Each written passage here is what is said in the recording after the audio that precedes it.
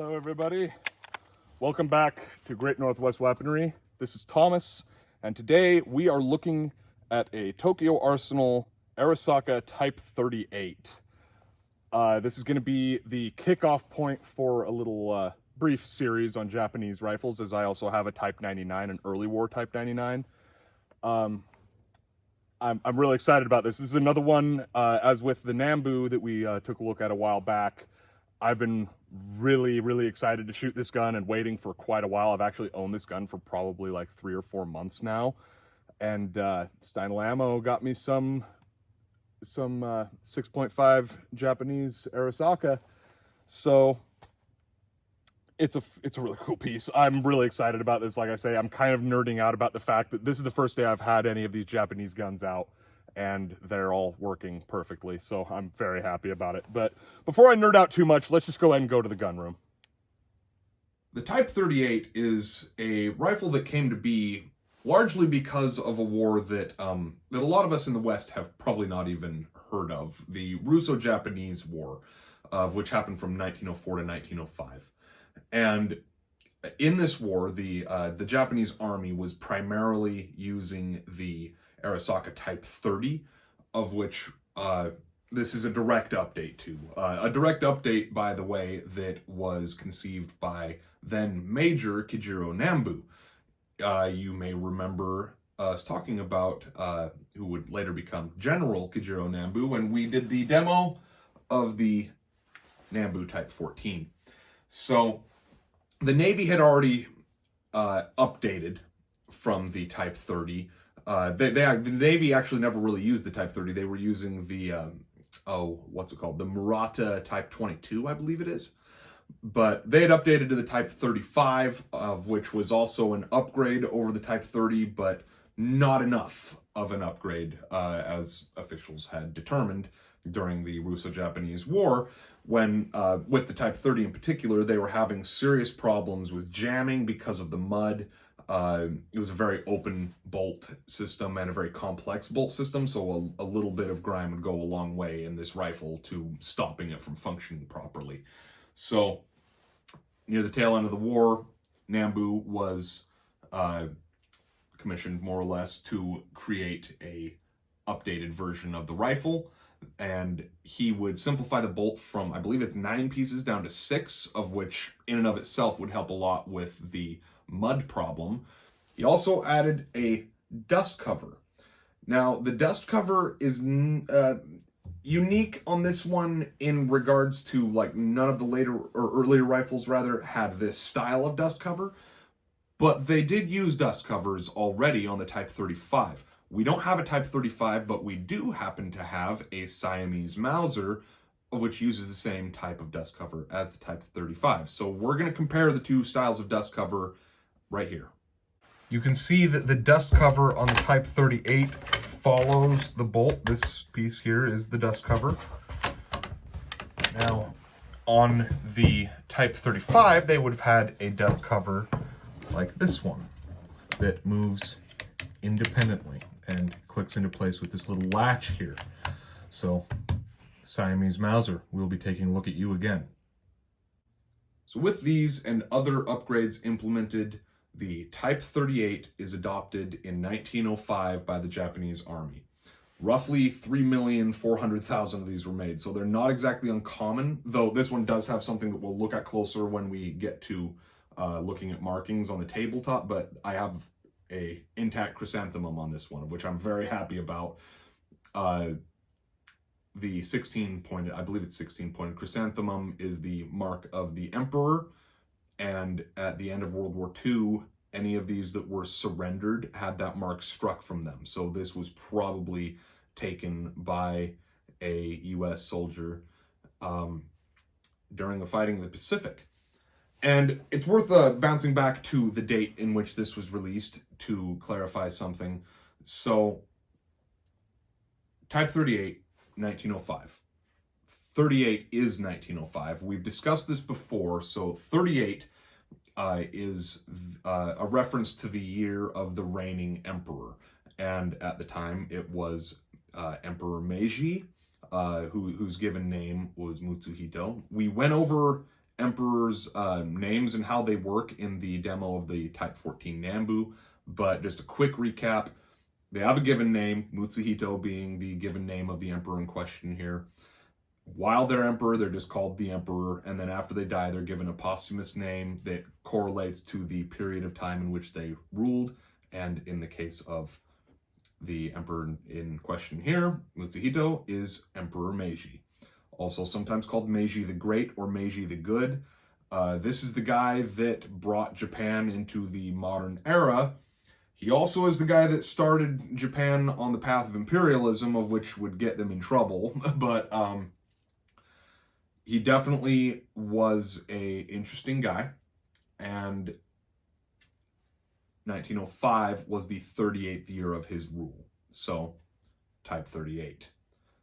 And he ruled until 1912, by the way, when he died, and then his son, Emperor Taisho, then took over until he died, and his son took over, who we will discuss a little more later on, but his son is Hirohito. So, definitely a discussion for another day there. Don't want to get too deep in the weeds on that tangent. We've done that before. But anyway, a lot of these were made, but they're still really cool to me. It's just a really interesting rifle. It is worth mentioning something about the length of this gun. This thing is 50.2 inches long on its own. Then add a 15-inch long bayonet. We'll be talking about the bayonet in just a second also. But add a 15-inch long bayonet, and you've got this thing is, sitting at a staggering 65 inches long, which is, 5'5". The average Japanese soldier of the time period was 5'3". That's average. That there's some taller, some shorter, but basically a tall Japanese soldier would be the same height as this rifle. So that definitely will be discussed more when we go to talk about the Type 99 in the future. But it's an interesting thing to think of, having a rifle with bayonet effects that is legitimately taller than you are. These were quite huge. They were, however, because of their length, very favored by snipers in the Pacific fighting in World War II. Because with the length of the barrel and the smaller cartridge, there's very little to no flash off the muzzle of one of these. So a sniper would be less likely to be detected if he was using one of these. Also, we've got one more thing to mention here that is really was shocking to me. After World War II, the U.S. did testing on a lot of guns really on all the guns used in World War II. And it was found that the Type 38 had the strongest receiver of any bolt-action rifle used in the whole war, bar none. This is including Kar 98, Enfield number 4s, everything. Nothing had a stronger receiver than the Type 38, and it was found that it could have been rechambered for a significantly larger cartridge because of this very overbuilt receiver, of which is really shocking to me. I've always thought that these were cool rifles, but I didn't realize that they were so intensely built. And I guess it makes sense if you're trying to upgrade for something that you had problems with, being the Type 30, then you're going to want to actually upgrade, and making this receiver just a freaking rock apparently did some good. But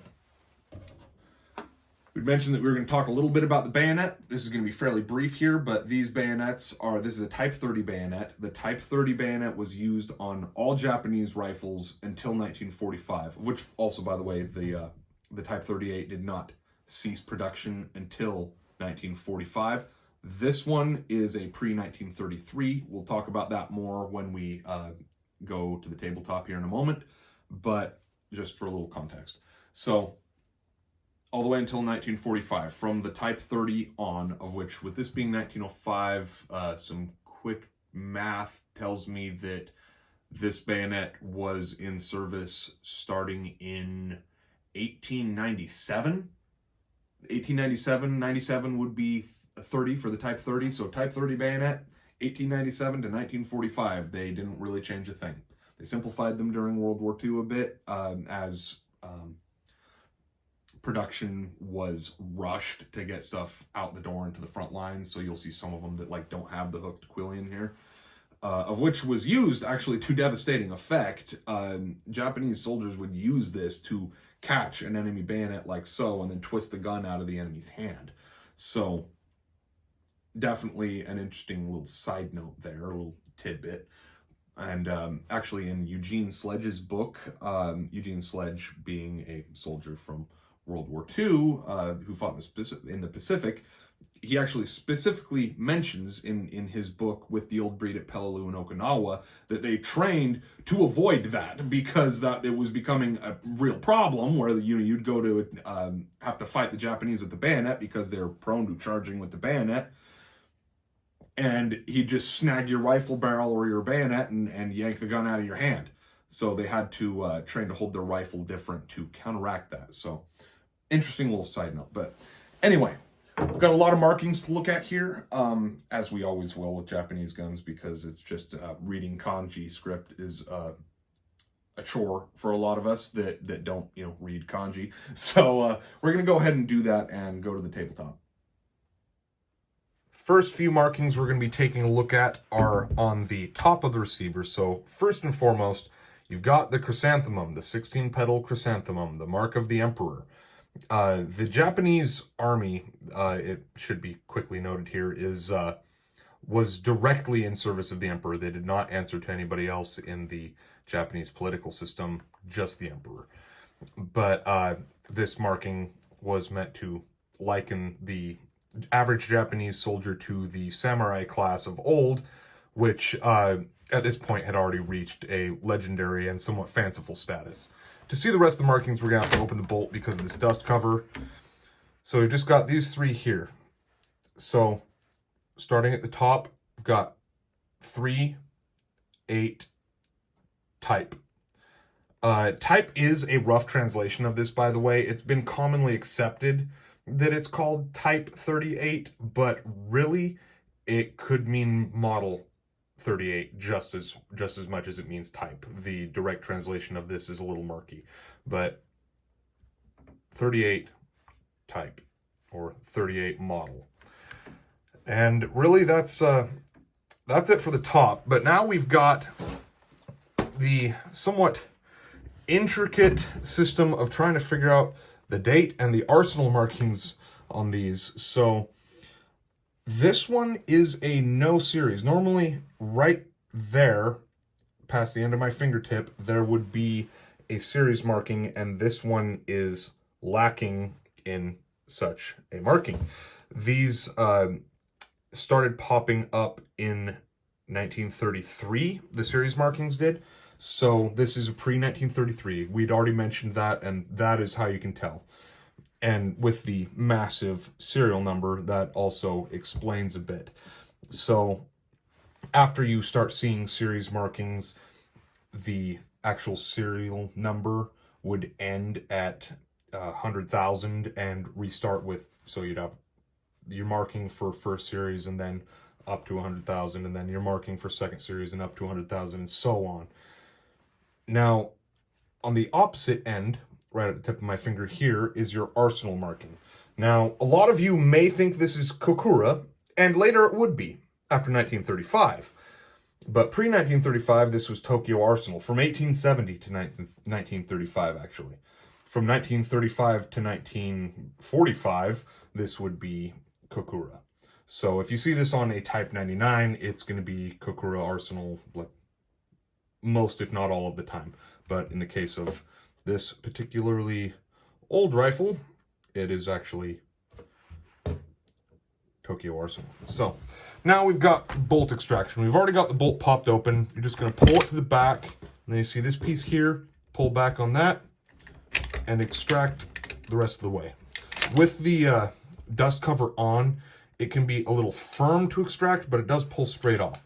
Dust cover can be removed just like so, and reinsertion of the bayonet is actually why a lot of these dust covers disappear. So you have to have the dust cover on the bolt in order to reinsert it. So you can get your bolt lined up in there, and then you've got to line up the dust cover before you start reinserting the bolt. So now I've got the dust cover in line, pull that out and slide this back on.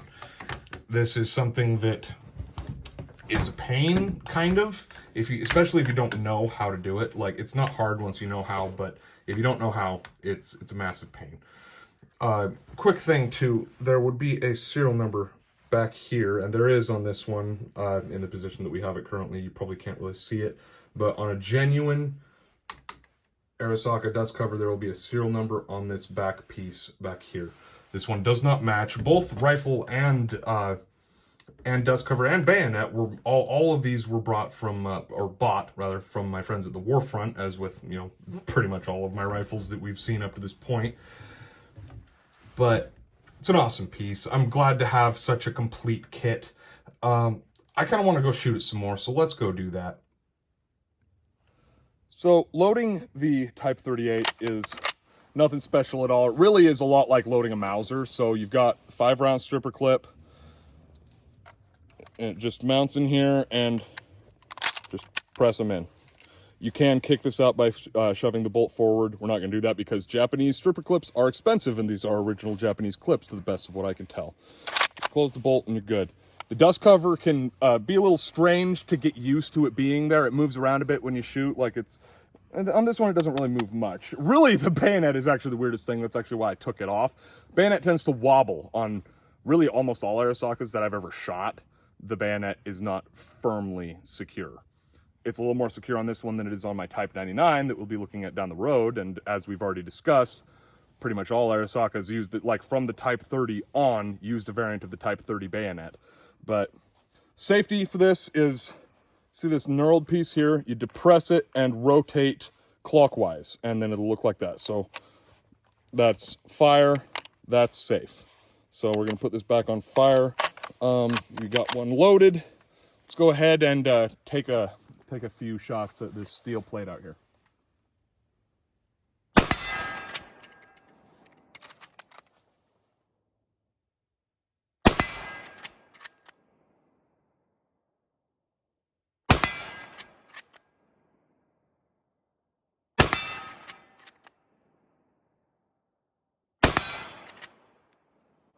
This thing is really great, guys. You know, as we discussed before, the receivers on these were rated as the strongest of the Second World War, which really surprised me when I learned that, actually. But a lot of people still, not to sound controversial, but refer to old Japanese weapons as Jap crap. This is not crap, guys. This is a fantastic rifle, honestly. I'm excited to actually do some comparisons down the road between this and the Type 99, because this thing is, the bolt cycle's pretty smooth. I had they're like a semi-rimmed cartridge. There's not a full rim, but I'll grab a piece of brass and show you. The rim does protrude a little tiny bit past the edge there. So it's not quite flush. And I had one hook up a little bit, but I was able to clear it pretty easily. The bolt cycle's smooth. The receivers on these are, like I said, super heavy duty. They really made a fine rifle here. Yeah. Anyway, next time we'll be talking about my Type 99 in this series anyway. There'll probably be more videos between now and then. But in the meantime, hope you all enjoyed this video. This has been Thomas with Great Northwest Weaponry, and I'll see you next time.